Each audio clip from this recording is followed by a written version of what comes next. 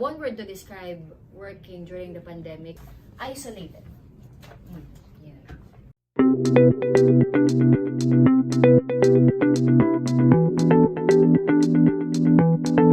Hi, I'm Justinne Punsalang. I use Justinne Punsalang for my professional work, and I've been in the industry since 2017, so 7 years now.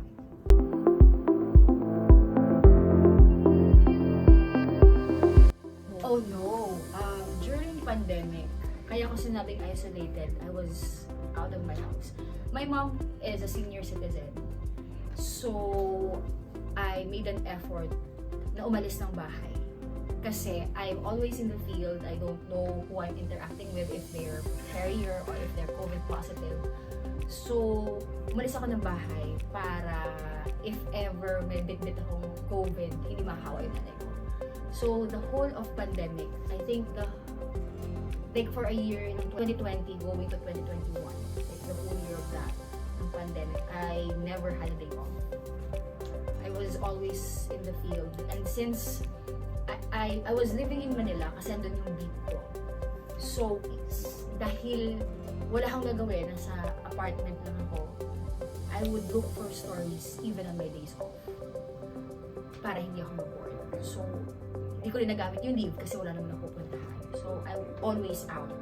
And I was a graveyard reporter before, graveyard shift reporter. So, ang coverage ko ay literally with everybody. As in, yung mga nanguhuli na lumalabag sa curfew, nasa, what's that? Ano nga yun? Boundaries ng cities kasi parang bawal pumasok ang mga walang business from Santa Rosa going to Muntinlupa. So I'm there kasi titingnan nila kung bakit ka tatawid. So gano'n, I'm always out. Yes, always out. Like nung magpapasko ng 2020, may mga charities or like police na nagpupunta sila sa mga ospital for charity work. So I was also there. Always out. Wala akong work from home at all that time.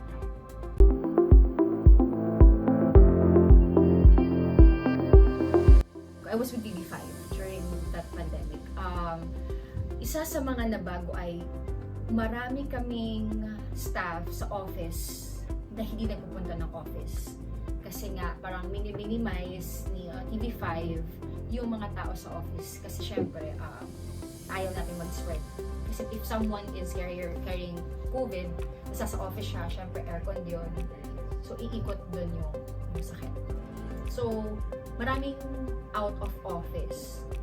So, nagkaroon ng time na halos walang trabaho yung mga cameraman namin. Kasama namin sila sa coverage everyday, pero yung mga kuha ni cameraman ay hindi nagagamit for newscast kasi walang taong tatanggap ng video nila. Kasi sa TV5 and I believe in all networks, so si cameraman, may memory card siya, ibibigay niya sa loob, at tawag namin library, sa collate ng mga videos and all that. Walang tao sa library kasi nga pandemic. So, dumating sa point na kahit na TV reporter ka, you also became a mobile journalist. You were forced to do mobile journalism na ikaw ang magbi-video. Pag mag-i-interview ka, you use your own phone because kang transmission lang lagi ay via Google Drive, via Viber. So yun. So I bought my own tripod, I bought my own mic para makapag-cover ako. Kasi otherwise, if I'll just be using my phone, syempre ang ingay ng background, hindi stable. And I believe it was also during the pandemic, I upgraded my phone. Kasi si iPhone, meron na siyang stability. So kahit na moving ka, in a way, stable siya. So yun, we were forced to transition into mobile journalism. Even our lives, yung live report namin, we transitioned to Avi West. Yun yung pinang-connect namin sa camera para makapag-connect sa office. Instead of doing that, kasi walang tao sa tech, sa opisina, nag-StreamYard kami. So, naka-online phone going to office. So, yun. Kinailangan namin maging mojos for like a year or more pa.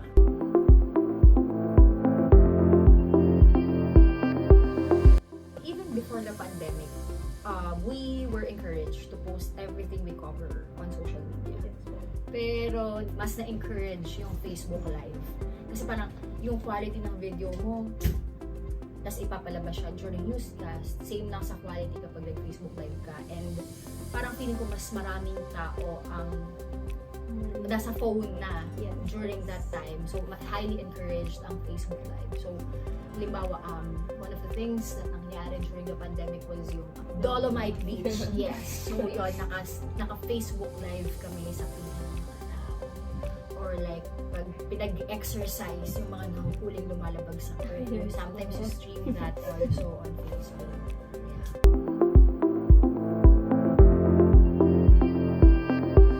Well, yun nga, sa TV5, we're highly encouraged to do Facebook Live. For example, may kinover ka na health-related, like press ko ni DOH. Kasi yung coverage kay DOH, hindi naman siya naka-stream. So, after your coverage, mag-Facebook Live ka explaining what was said during the press con, for example. And then, may mga magtatanong ng questions doon sa live mo, so you answer. So, para kang vlogger in a way, explaining what happened in a press con. And then, as for me, I also belong kasi in a theater group called Ampalaya Monologues. It was the time that our group, Ampalaya Monologues, kasi wala kaming show kasi nga pandemic. So, like many creative people, we also went to other platforms like Kumu. So, doon sa Kumu, we have our own shows. Ako, bilang journalist, I had a newscast type of content din sa amin. So, it's about a wrap of what happened during the week. Tapos, for an hour, I'll be talking about news dun sa Kumu show ko.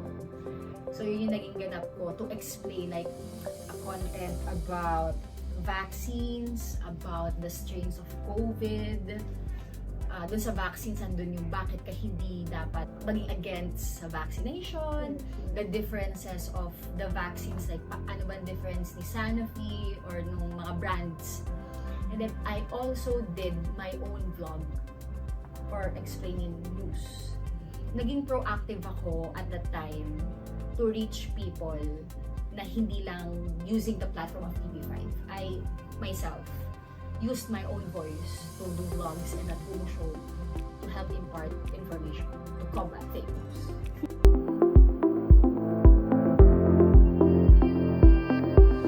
This is something I don't really know, even now, I think. I don't really say no.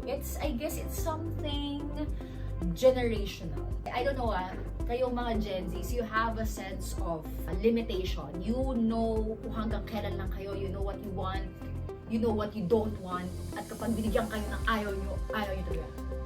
And I applaud you for that. But for me, I was raised in a time na kapag inutos ni boss, kahit na pagod ka na, or kahit may sakit ka na, jujuti ka pa din. Like, there was a time I had COVID and they were like, can you do this voiceover? Na parang, oh, girl, wala kang boses. Pero fine, sige, gagawin ko pa din. I was like that. So, I don't know if I can actually say no to coverages, but I did not. Hindi ko alam kung allowed siya.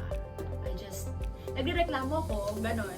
Pero hanggang reklamo lang siya sa crew mo, pero not really saying no to your superior. Unless, something na sabihin ako, cover mo to, and I'm like, I can't po kasi may flight po ako out of country or meron po akong naka-book na talaga na I really can't say no. But if I'm like, day off ko naman, cover ito, okay po.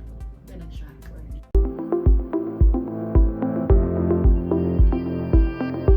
Working as a journalist is a really tiring job. Pandemic or no pandemic, it's a tiring job. And it's something na, I guess, tell you guys na dapat handa kayo. Part of the job, yung you work minimum of like 10 to 12 hours a day kahit na sinabi mo lang sa kontrata mo ay 8 hours. My gosh, pag nakauwi ka after 8 hours, may milagrong nangyari. Kasi most of the time, you overtime.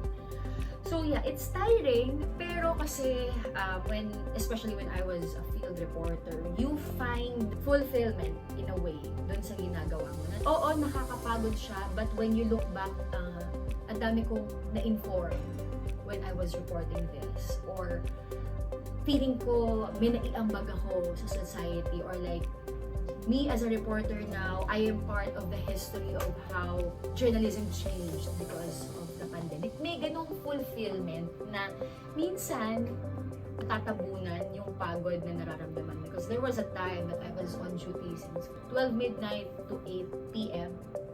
Tulog ako nagising ko ng 10. Kasi duty na naman ako. I had a lot of time. So parang carry lang for me to do that. Ano siya, choose your own poison. Pinili kong maging reporter, di suffer the consequences, but find fulfillment in it.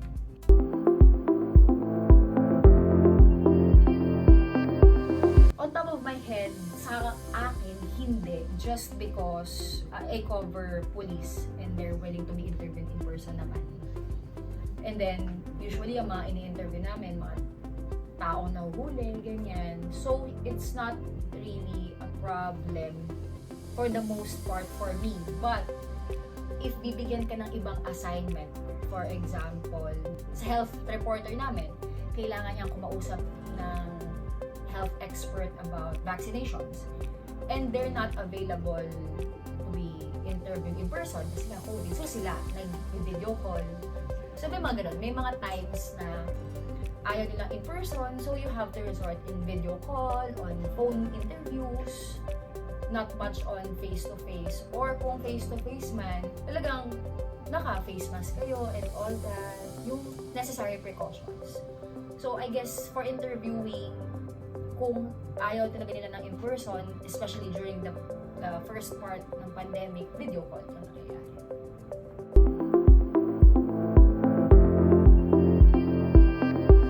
I guess yung hindi mo alam kung may COVID ba o wala yung kausap mo. Kasi syempre, ang daming tao na kausap mo. Kapag nahuhuli sila ng violators ng curfew, as in hundreds. And then, sometimes pag i-interview ka, 10 tao, patanong mo bakit sila nasa labas. And you don't know if these people are COVID positive. So, yung takot na baka mamaya pag uwi ko, may COVID ako, or minsan, umuubo ka lang, isipin mo COVID na ba siya? Ganun siya. Yung takot lang na baka magkasakit ka din. And then, anong mangyayari kapag nagkasakit?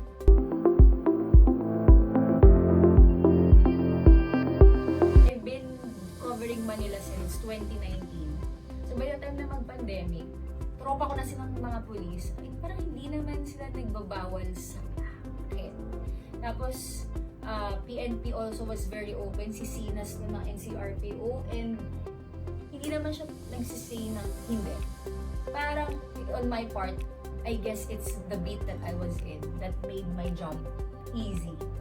Kasi kakilala mo na sila. So, they're okay with of you covering.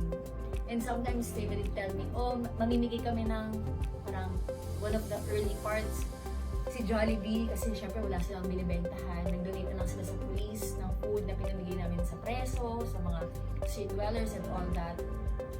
Na I was with them. Oo. I guess, maybe for other reporters, they had a problem with that.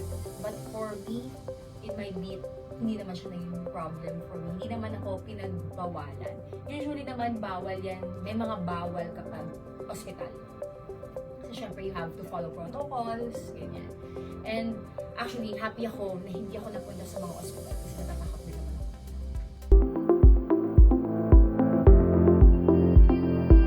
Not for me either. I guess, ang mga pinaka-nakaramdam ng discrimination were my colleagues from ABS-CBN because that was also the time that their franchise was revoked. So I remember a reporter friend from ABS telling me nung tumawid sila from QC to Manila, hinarang sila sa may Espanya sa lagpas lang ng Welcome Rotonda. And they were flagged and saying, ba't mo kayo nagko-cover, di ba wala na kayong franchise? May ganun sa kanila. Or may pabiro na, ba't nandito ka pa? Ba't nagko-cover ka pa? Wala naman na kayong practice. Sila may ganun. But for me, I was very fortunate that I was with TV5. So I was thriving very well during the pandemic.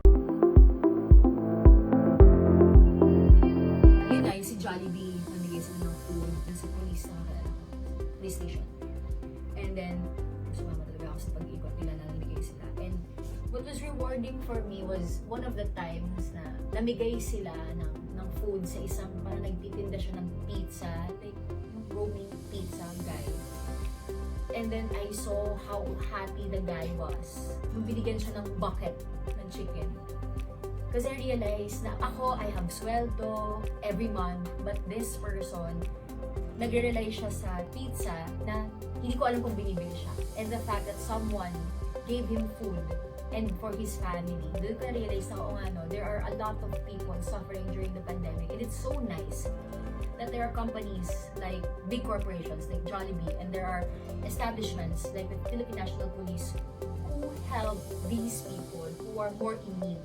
Natuwa ako because I see the humanity of people, na there are a lot of companies, there are a lot of establishments who are willing to help those people in need. Kasi ang dami din naman, kasi ang PNP meron silang monthly rice subsidy, binibigyan sila ng bigas. And then there's this police na pinamigay niya na lang yung bigas niya. Kasi ang hirap ng buhay during that time. Seeing it in person na maraming tumutulong, it's heartwarming. It makes you think na, maybe I should also help.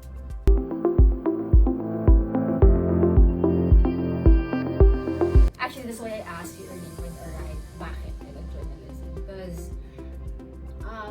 it's a thankless, low-paying job. As much as I want to say that you're helping the community, it's a low-paying job. And if you're the breadwinners, I really would not recommend it. But if you're passionate about what you're doing, sometimes kasi diba, even if pagod ka, even if maliit yung sahod, but you're very passionate about it, chika lang. Pero kung ba, may mga ganun na, if you're passionate about it, parang okay lang, susunod na lang yung pera. So yeah, I'm not saying na rethink your priorities or rethink your dreams, but as much as I want to say how fulfilling the job of a journalist is, you have to be also aware of the reality of work. Like, kunyari, may jowa ha, may date kayo, tapos biglang, Justinne, punta ka ng Palawan. Oh my gosh! Ganon. May mga ganon talaga na may mga event na lahat ng tropa mo, lahat ng friend mo, tada, bar tayo, tapos ikaw, panggabi ka. So like, paano ko magbabar kung yung start ng duty ko, doon pa lang tayo nagsisimulang sumaya sa bar. So, you would have to give up a big part of your life, your social life, most especially when you're a journalist. I have a co-anchor who's been in the industry longer than me.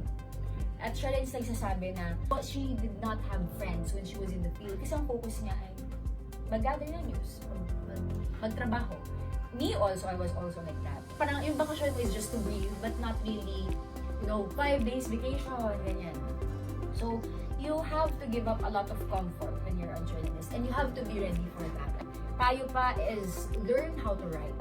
I think that's the basic thing you all should know how to do, writing.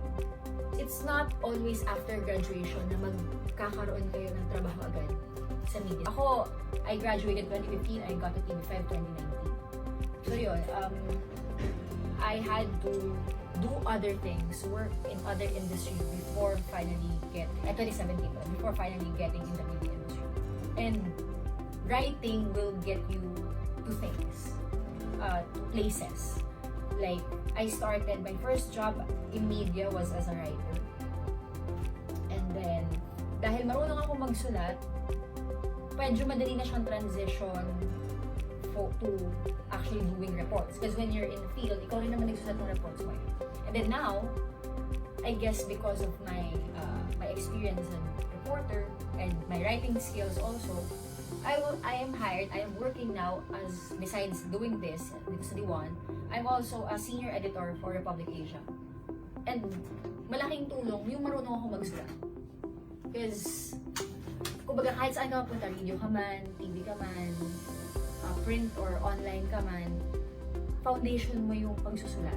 And even if you're not in the media industry, advertising needs copywriters, PR needs writers, kahit pa theater, kailangan pa rin ng mga writers. So that's the basic skill that you have to learn. And if it's really what you want to do, if it's really your passion, if it's really you, go ahead.